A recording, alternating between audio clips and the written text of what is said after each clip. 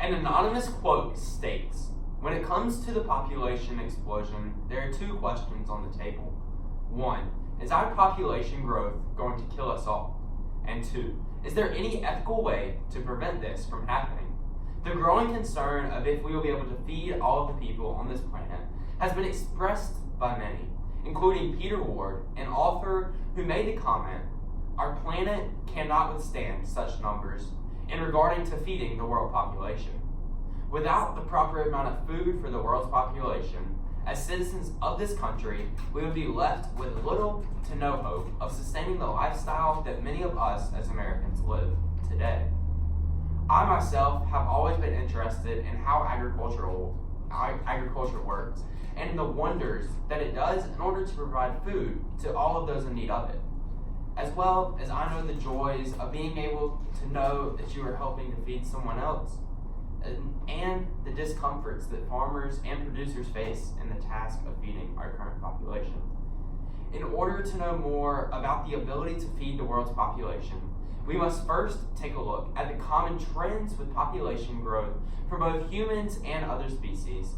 We must second also look at the availability of land and other natural resources to see if it is possible to grow the amount of food without changing our current ways of farming.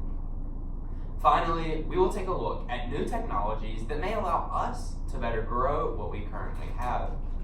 In order to better understand why it is such a problem when looking at feeding the world's population, we have to look at trends of both human growth as well as trends of other organisms' growth and death that we have more data on. In this paragraph, we're going to take a look at population growth charts and other various data that will allow us to better visualize and understand how the population is now growing, as well as what it could look like in the future. We will look at the world population growth since 1950. Since 1950, the population of the world has grown exponentially, causing a boom in our economy as well as the urbanization of historically rural areas. As you can see in the graph on the screen, originally the world population remained constant and was growing at a very small rate in comparison to what the modern day growth rate is. Currently, the population is growing at approximately 1.2%. Although this may seem like a very small number in a population with 7.5 billion people, there are an estimated 90 million new people coming onto this earth every single year. Looking into the future, it is very possible that our population's growth rate could enhance, as well as the overall population should continue to grow at a very great amount.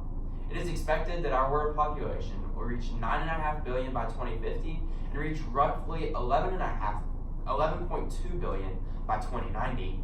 It is also estimated by scientists that the carrying capacity of the Earth is roughly 11 billion. This means that Earth only has the availability of natural resources for 11 billion people.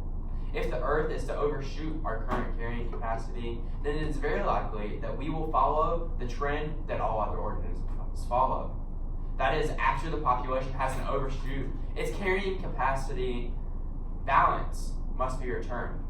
Oftentimes, this happens in form of a die-off. Having more information about the exponential growth of the population, as well as seeing the expected trends for the Earth's population, is going to allow us to better look at if there is enough land to feed the growing population. There is not going to be enough available farmland to feed the growing population, even with the current amount of land that we have. This task would be nearly impossible. And with the growing population, we are going to lose land, which will make the task of feeding the population even more difficult. With the land that we have, in 30 years, we would be unable to feed the population. As the global food demand is expected to increase by nearly 60% in the upcoming years, it will be a struggle to feed not only our population, but the livestock that feed us as well. Currently, we have approximately a third of our Earth's land that is suitable for agricultural purposes. This means that without feeding livestock and using our resources in other areas, we could roughly feed 10 billion people. So this would require everyone to eat nothing but plant-based products with no pets or any form of livestock and meat consumption. As the population continues to grow, continues to grow, the amount of houses are going to have to increase. And rural land is the only place that we are able to expand into. As neighborhoods expand out into rural areas, valuable farmland is being lost to developments and new infrastructure. Although these things are good at improving the ability to move throughout our country and transport goods to other places, which in turn would help a farmer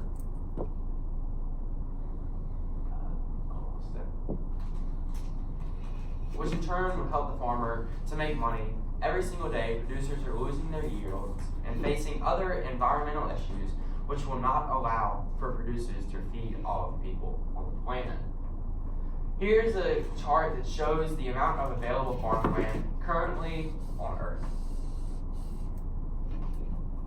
New technology has allowed for a new light of hope in the mind of the producer. Given new advancements such as genetically modified organisms, as well as the ability to grow crops in new places, the thought of feeding 11 billion people on this planet is a little more promising. Genetically modified organisms, such as the ones seen here, are allowing for crops to be grown in harsher conditions, as well as it's allowing scientists to plant crops in new places to increase yields. Scientists are now making corn plants that are able to grow in conditions that are in low precipitation with higher temperatures, and can be grown in rocky soils that don't hold as much moisture. Scientists are also working on improving corn's ability to grow in conditions that are colder as well as hotter. This would in turn allow for a producer to get 2 harvests in a year instead of the 1 that they're currently getting. Scientists are also working on improving the root system of corn to go more vertically rather than horizontally. By doing this, the producer is able to place crops closer together and improve the yield per acre. New technology such as hydroponics has allowed for certain fruits and vegetables to be produced in warehouses and other closed areas. The plants are able to be grown on big racks with multiple layers. The increase in the amount of layers allows for an increased yield per acre. A picture of hydroponics is shown on the screen here beside me. In a commercial setting, plants are grown in nothing but water, with the added nutrients that plants would get out of the soil. The process of hydroponics allows for plants to be produced in urbanized areas, apartments, on top of rooftops, as well in other places that plants couldn't have been produced before. As the population grows, the space runs short, and the technology advances, there are many questions to if producers are going to be able to supply an efficient amount of food to all of the inhabitants of the planet. Looking at the common trends of the population of America, the space that we have available, as well as the new technologies that have been made available, allow for the possibility of feeding our world population.